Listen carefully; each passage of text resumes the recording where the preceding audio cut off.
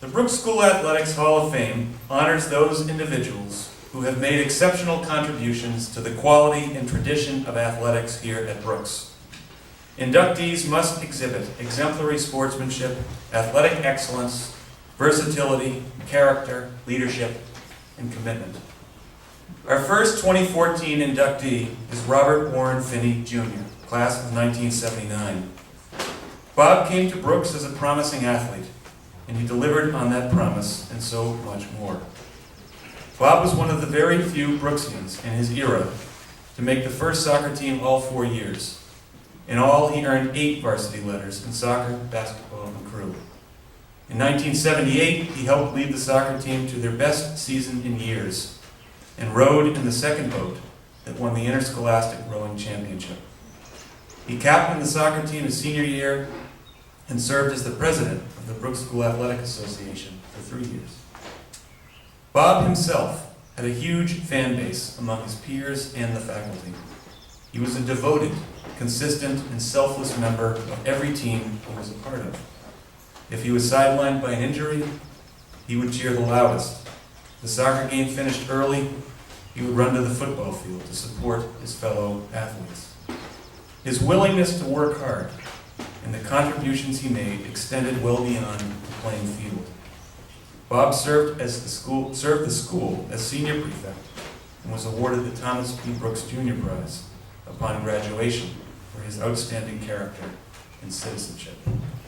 With great pleasure, I hereby induct, with all these witnesses in attendance, Robert Warren Phinney, class of 1979, into the Brooks School Athletics Hall of Fame.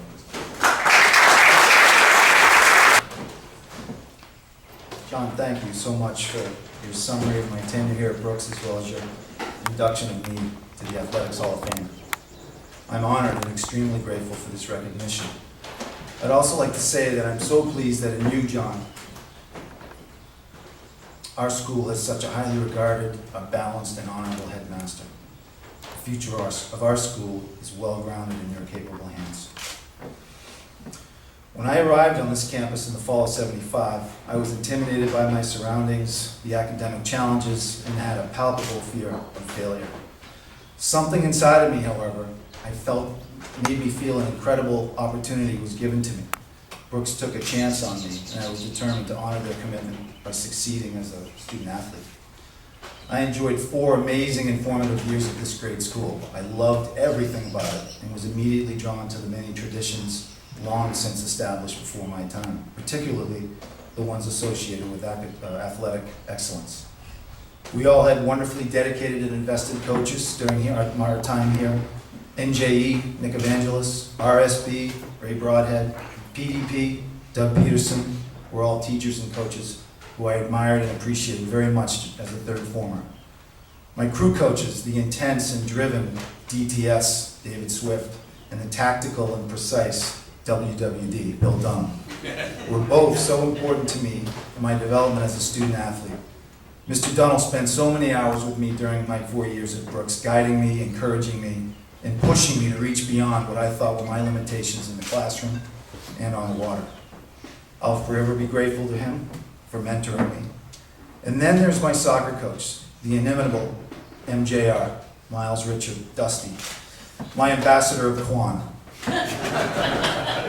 His defined quality of uniting athletic skill with style, with respect for and love of the game, leadership, and intensity were all such powerful markers of his. Dusty was a full level up from swag.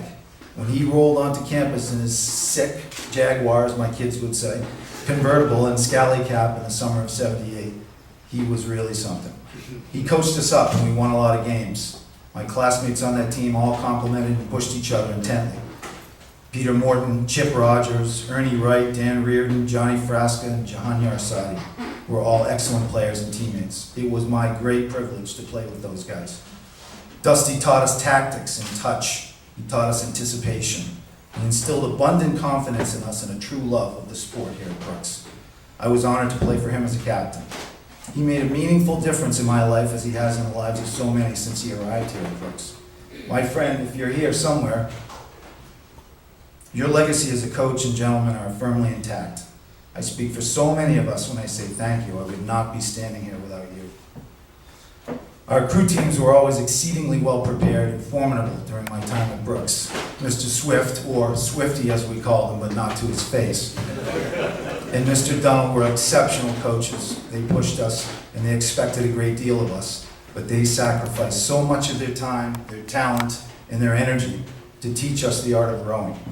They shared great passion for the sport, its traditions, and made absolutely certain we understood the importance of attention to detail in handling and caring for our racing equipment. To this day, the smell of WD-40, it still resonates in my mind and makes me think of those two coaches when I'm hanging out in my barn. In my 5th Ford year, as John mentioned, I was in the bow seat of an unbeatable crew.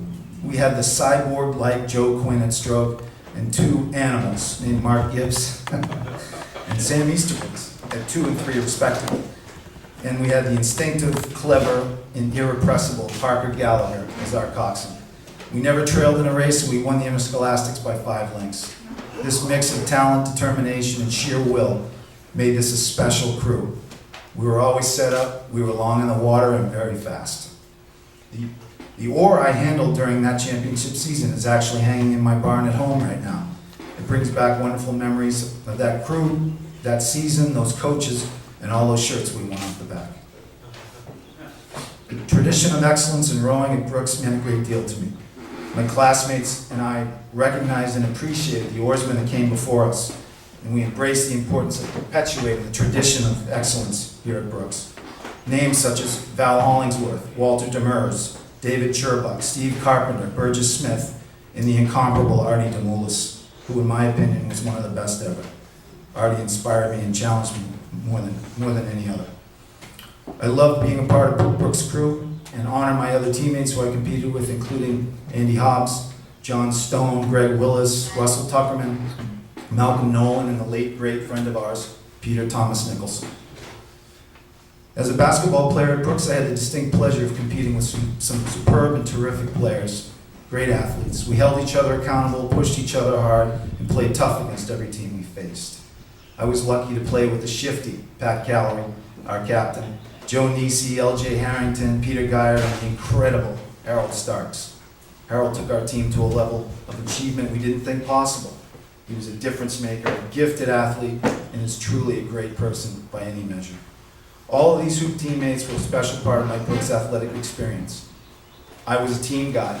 Every practice mattered, every race, every game was all-consuming.